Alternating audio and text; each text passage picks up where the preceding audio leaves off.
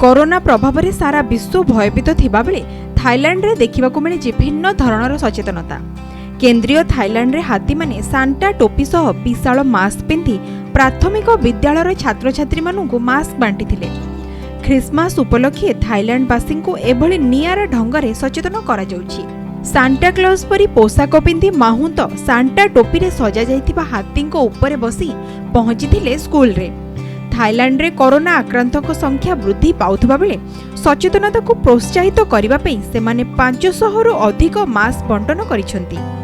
School बाहर हाथी मानू देखि कुनी कुनी छुआ माने अत्यंत खुशी होइतिबा देखिबाकू मिलिछि। छात्री माने हाथी को देखि निजर खुशी व्यक्त करिसंती। आहुरी कहिसंती हाथी को देखि सेमाने खुशी होइतिले सत, किंतु स्कूल परिसर भितर को हाथी माने जाई पारुनथिबा हेतु सेमाने दुखित अछंती। सबु वर्ष ख्रिसमास पर्व अवसर में हाथी माहुंत माने हाथी को धरी विभिन्न प्रकारर उपहार माने छात्र छात्री मध्य बांटी थांती। किंतु चलित वर्ष कोरोना महामारी पई हाथी मानू स्कूल भितर को पशिबाकू अनुमति दिया जाई नथिला। ख्रिसमास पर्व समग्र विश्व में बहु आडंबर और उत्साहर सहित पालन करा जाय थाए। Bureau report, Konark news.